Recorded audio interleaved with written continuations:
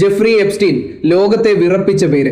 ഈ ഫയലുകളിൽ ഒളിഞ്ഞിരിക്കുന്ന രഹസ്യങ്ങൾ ഓരോന്നായി പുറത്തു വരുമ്പോൾ ഇതാ സോഷ്യൽ മീഡിയയെ പിടിച്ചുലയ്ക്കുന്ന ചില ഞെട്ടിക്കുന്ന ചിത്രങ്ങൾ. വിമാനത്തിനുള്ളിൽ നൂറുകണക്കിന് കുഞ്ഞുങ്ങൾ. എപ്സ്റ്റീന്റെ സ്വകാര്യ ദ്വീപിലേക്ക് കടത്തിയ കുട്ടികളാണോ ഇവർ? അതോ ആരും പറയാത്ത മറ്റൊരു കറുത്ത ചരിത്രമാണോ ഇത്? സത്യം അറിയണമെങ്കിൽ നമ്മൾ 1975 പോകണം. നിങ്ങളിപ്പോൾ സോഷ്യൽ മീഡിയയിൽ കാണുന്ന ഈ ചിത്രങ്ങൾക്ക് എപ്സ്റ്റീനുമായോ അയാളുടെ ക്രിമിനൽ ശൃംഖലയുമായോ യാതൊരു ബന്ധവുമില്ല. ഇത് ചരിത്രത്തിലെ ഏറ്റവും വിവാദപരമായ ഒരു സൈനിക നീക്കത്തിന്റെ ഭാഗമാണ്. പേര് ഓപ്പറേഷൻ ബേബി ലിഫ്റ്റ്. വിയറ്റ്നാം യുദ്ധത്തിന്റെ അവസാന ഘട്ടം. അമേരിക്കൻ സൈന്യം വിയറ്റ്നാമിൽ നിന്നും പിന്മാറാൻ തയ്യാറെടുക്കുന്നു. ആ പരിഭ്രാന്തിക്കിടയിൽ വിയറ്റ്നാമിലെ അനാഥരായ കുഞ്ഞുങ്ങളെ രക്ഷപ്പെടുത്താൻ അന്നത്തെ US പ്രസിഡന്റ് ജെറാൾഡ് ഫോർഡ് ഉത്തരവിട്ടു. 3300-ലധികം കുട്ടികളെയാണ് കാർഗോ വിമാനങ്ങളിൽ അമേരിക്കയിലേക്കും മറ്റ് യൂറോപ്യൻ രാജ്യങ്ങളിലേക്കും മാറ്റിയത്. പക്ഷേ ഇതിന് പിന്നിൽ വലിയൊരു രാഷ്ട്രീയ നാടകമുണ്ടായിരുന്നു.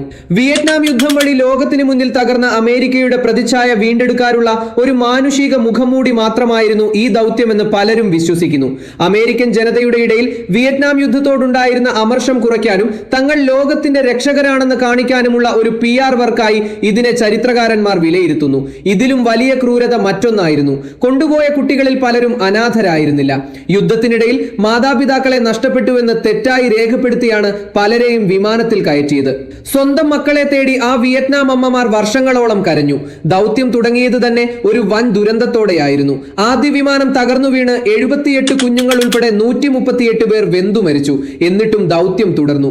ഈ ചോരയും കണ്ണീരും വീണ ചരിത്രത്തെയാണ് ഇന്ന് ചിലർ എപ്സ്റ്റീൻ ഫയലുകളുടെ പേരിൽ ദുരുപയോഗം ചെയ്യുന്നത്. ചരിത്രത്തിലെ ദുരന്തങ്ങളെ ഇന്നത്തെ കാലത്തെ വ്യാജ വാർത്തകളുമായി കൂട്ടിക്കലർത്തുന്നത് ആ മനുഷ്യരോട് ചെയ്യുന്ന വലിയ നീതികേടാണ്. ഇന്റർനെറ്റിൽ കാണുന്നതെല്ലാം വിശ്വസിക്കുന്നതിന് മുൻപ് ഒന്ന് മാത്രം ഓർക്കുക: സത്യം എപ്പോഴും ലളിതമായിരിക്കില്ല. അതിന് യുദ്ധത്തിന്റെ അത്രയും പഴക്കമുണ്ടാകും.